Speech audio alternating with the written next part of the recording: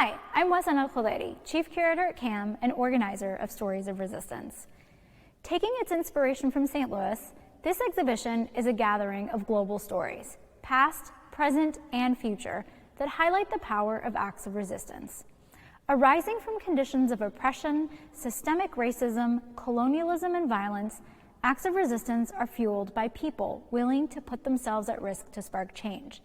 The agency to speak up, organize, and make struggles visible are just some of the ways resistance takes shape. The works of art included in Stories of Resistance demonstrate the courage and resilience exemplified by taking action and the power that acts of resistance can have to instigate change. Radio resistance will serve as the medium for dialogue to make connections and open up possibilities between local and global agents of change. Exhibiting artists will be in conversation with artists, activists, scholars, and others with a deep knowledge and experience of St. Louis to expand on the ideas of the exhibition and propose new possibilities for shared experiences. I am deeply grateful to the artists in the exhibition for sharing their knowledge and work with us and for inspiring us to make this exhibition. A big thanks to Executive Director Lisa Melandri, who not only trusted me, but encouraged and supported me to be ambitious. A huge thank you to my collaborators, Assistant Curator Misa Jeffereis and Registrar Jen Nugent, for their commitment and nonstop energy to make this exhibition happen. And in making Radio Resistance a reality, I thank my thought partner and collaborator, Michelle December, CAM's Learning and Engagement Director. And thank you to you, our audiences. Thank you for being here. I hope Stories of Resistance will offer you space for reflection and inspiration.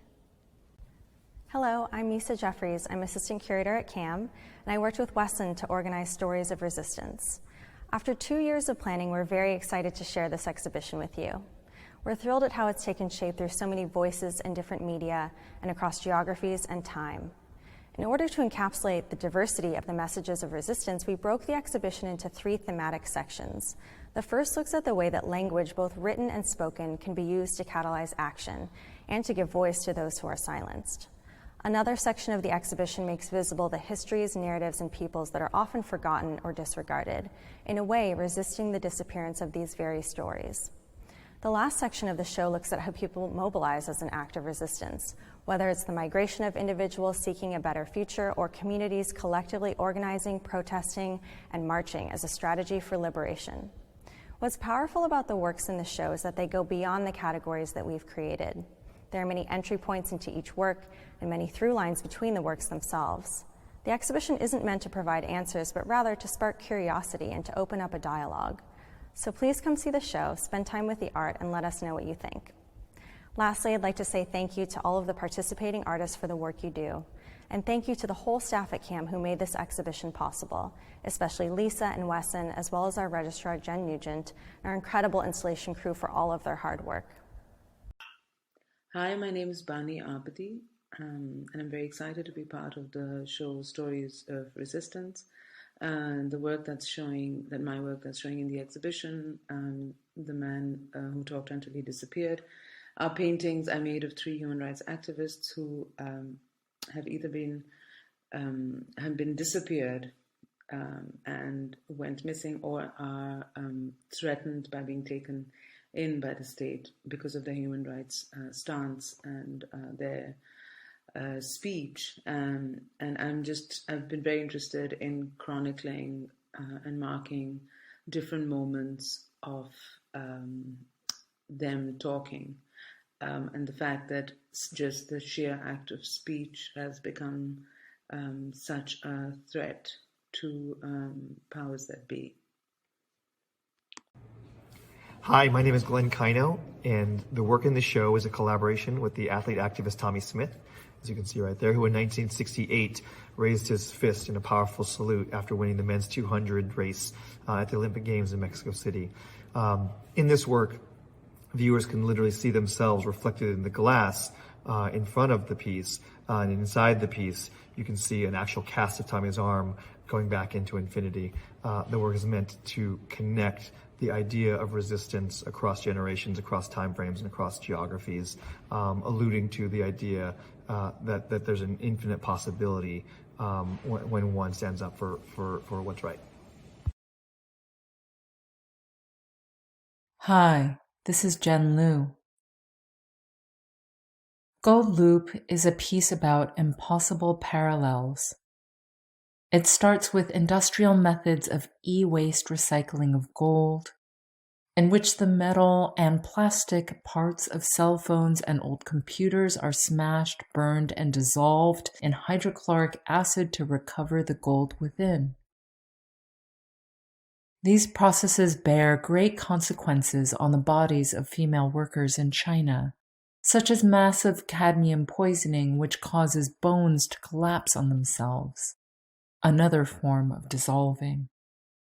Meanwhile, tech utopian thinking erases the reality of such flows of toxicity, paralleled by the political kidnapping of labor activists advocating on behalf of these poisoned workers.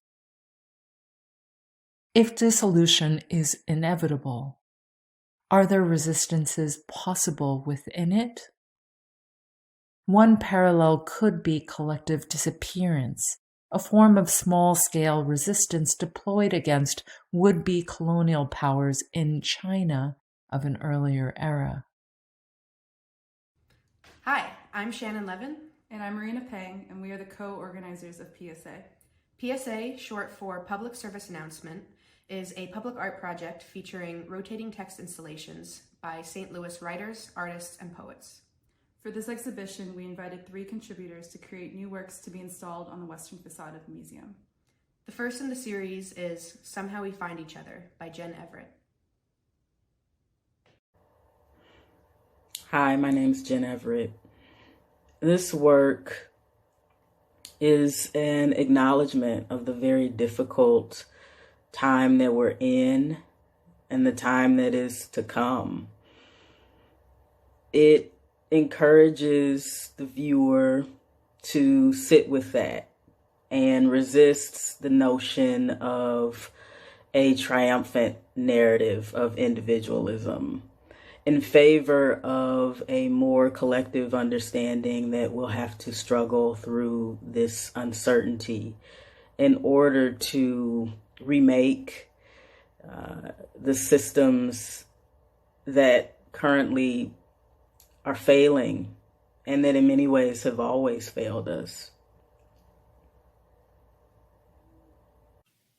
Hello, I'm Wendy Redstar, and the work that I have in this exhibition is titled the Accession Series, and it's all about Apsáalooke culture and the ways in which the Apsáalooke have maintained their culture throughout the generations. Indigenous culture has always been a major threat to the U.S. government, which has done everything in its power to eradicate Indigenous land, Indigenous languages, and Indigenous cultural practices. This work embodies the ways in which the Apsáalooke have persevered throughout the generations to keep their culture and maintain and practice that culture to this day. I'm Dred Scott. In 1811, enslaved people rose up to try and seize all of Orleans territory. They were trying to set up an African republic in the New World where slavery would have been outlawed. It was the most radical vision of freedom in the United States at the time. In 2019, I did the community-engaged performance Slave Rebellion Reenactment. I and 350 Black and Indigenous reenactors marched with prop weapons, machetes and muskets and sickles and sabers, in the footsteps of these rebels on the outskirts of New Orleans. We chanted, "On to New Orleans, freedom or death, we're going to end slavery, join us." We brought an army of the enslaved, a liberating army, into a major metropolitan U.S. city. It was a profound cognitive dissonance for people seeing it, but it also was one of tremendous joy and heart. It was important to actually learn from the past, to both honor it, but to learn from it. This past revolutionary ideal can inspire us in our resistance today.